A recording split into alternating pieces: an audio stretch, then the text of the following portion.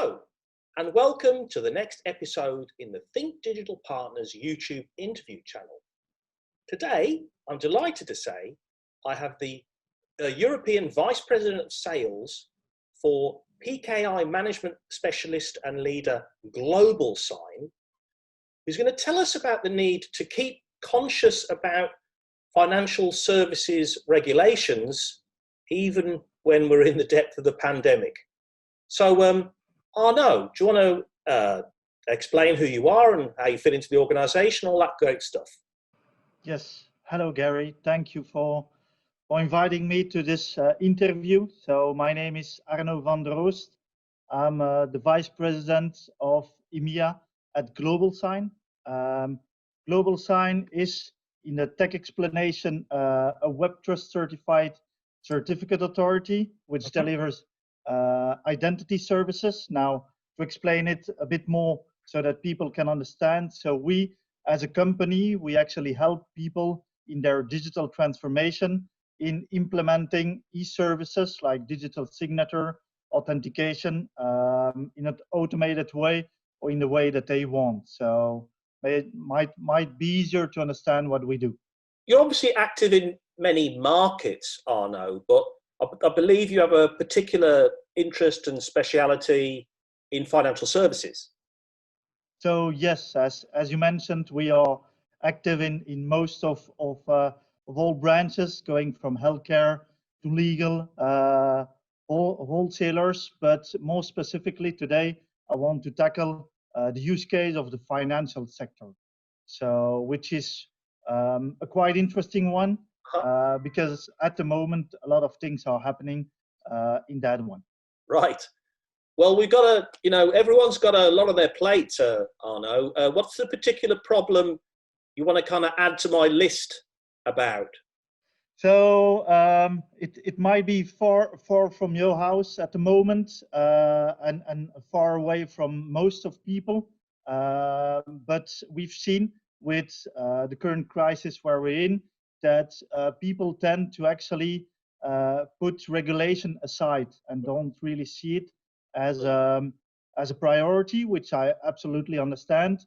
But at the same time, those regulation, the laws that governments and European instances have created or implemented or plan to implement are actually meant for specific use cases and are also there to help us and protect us.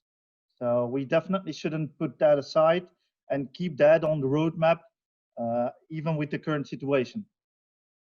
So in this use case, it's more precisely about PSD2. I don't know if you ever heard of it. I've got to be honest with you. I have heard about it, but I haven't heard about it for a while. Do you want to kind of bring us up to speed on kind of where we are with it?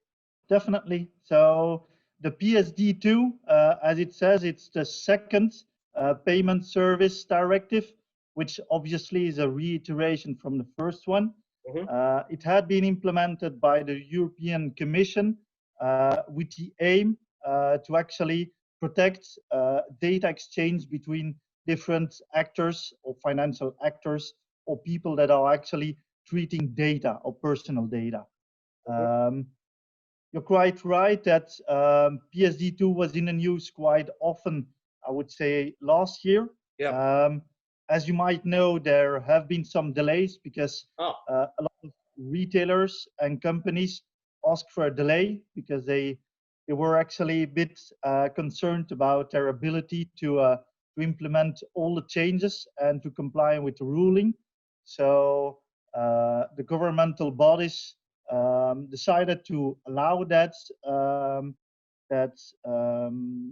change in time, or that delay that they were asking, and they set it for end of this year. So month of December, 31st of December.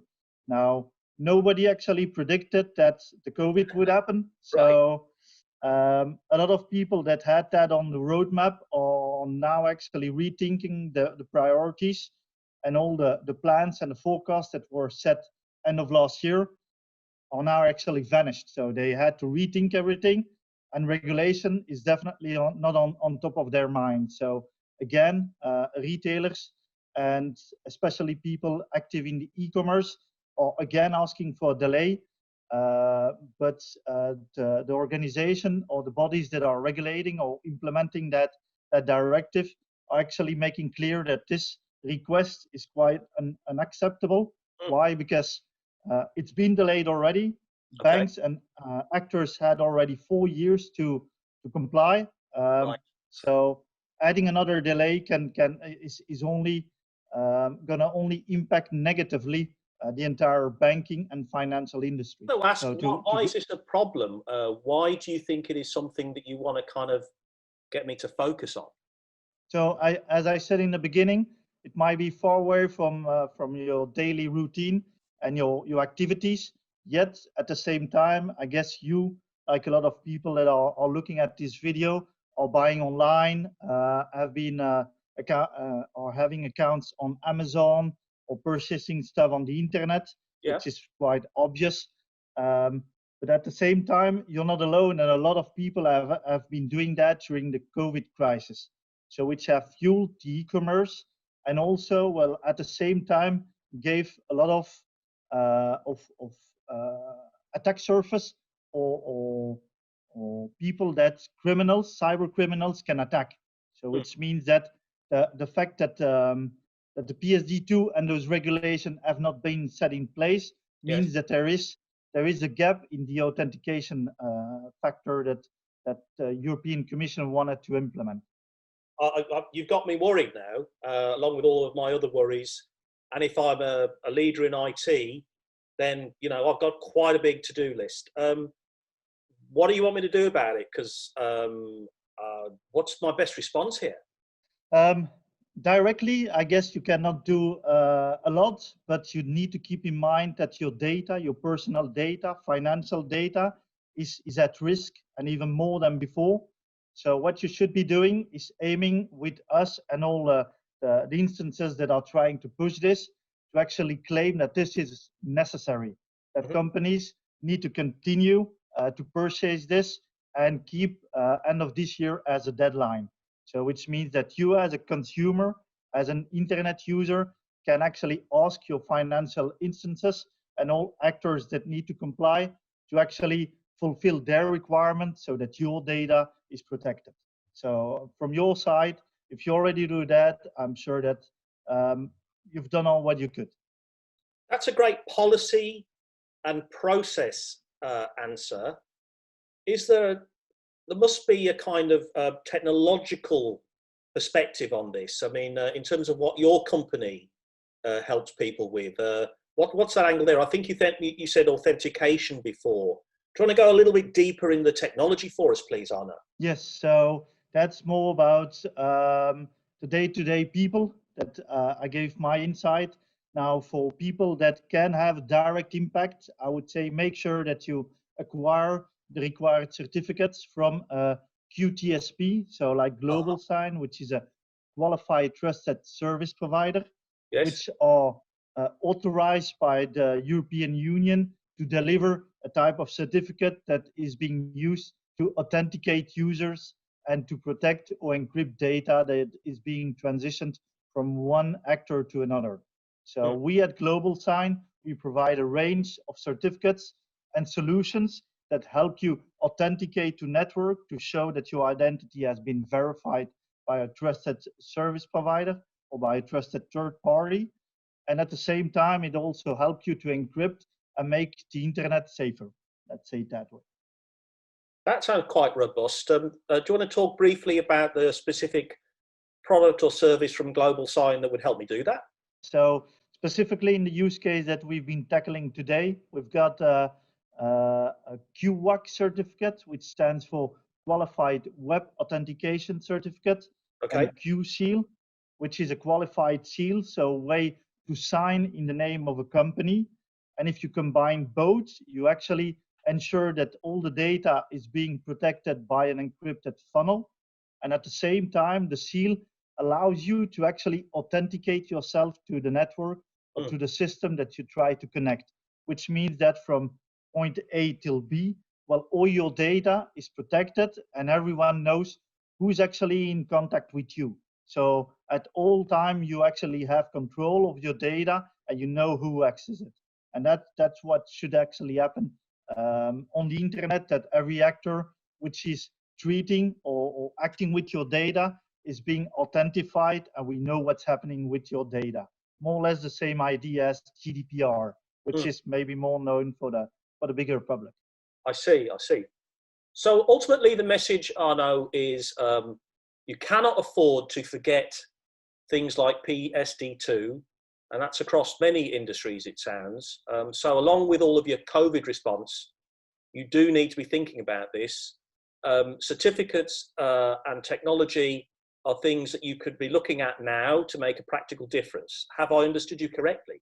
That's correct. So it's not because we're now in a crisis, and honestly, I've got sympathy for all those businesses out there that are fighting to get the numbers up and making sure to save as much jobs as they can.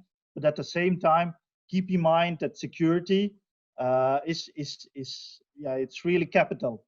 Your data, and we've seen it in the news previously, almost every day, that crooks and cyber criminals are on the rise. They are there to catch the data, misuse it, and actually steal whatever they can. So stay protected and don't think that is a side note. So keep it as a priority for your business.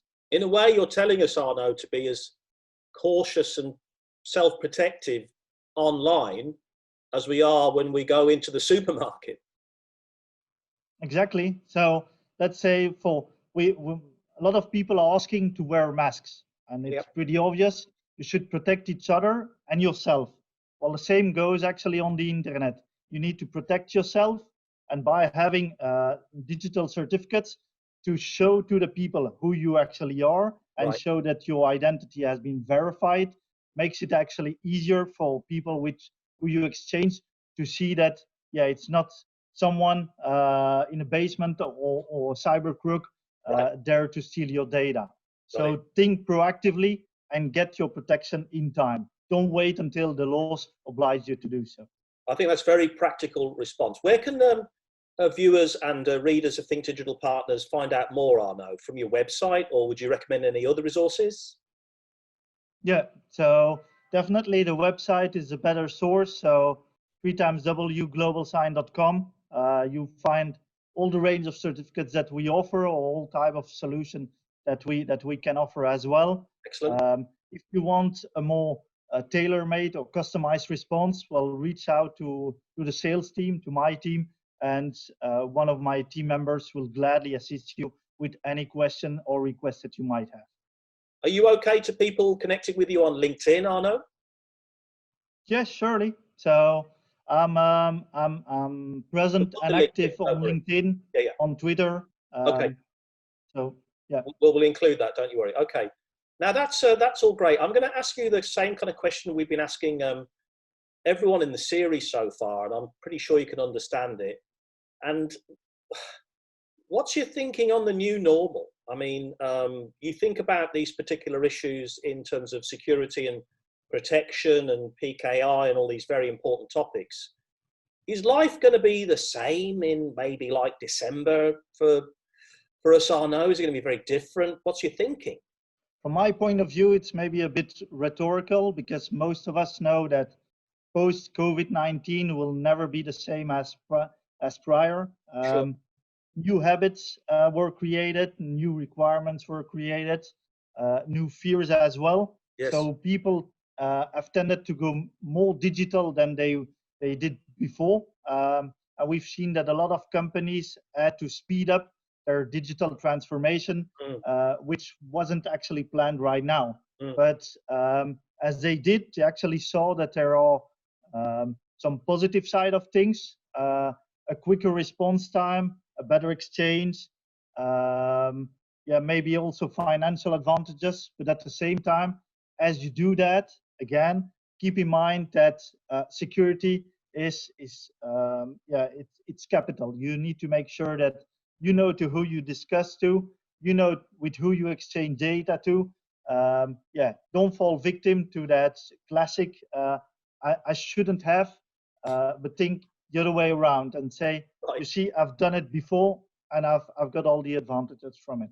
So you're an optimist or a pessimist? I'm quite an optimist. Good. To be honest, but also realistic, because I've seen what can happen just in a fraction due to maybe a lack of interest or maybe not enough attention. But yeah, optimist overall. Well, I'd like to thank you very much for your time today and your expertise. I think that's some good, stimulating conversation for people. And I do agree with you. I think we cannot afford to not think about the future and not just firefight. We have to plan for recovery, essentially, don't we? Exactly. Yeah. Well, it was my pleasure, Gary. Thank you very much. Appreciate it. And we'll include links in the show notes, and also there'll be some content, everyone, on the Think Digital Partners website. I'd like to thank Arnaud and GlobalSign and wish you all a good day. Good day, Arnaud. Good day. Thank you.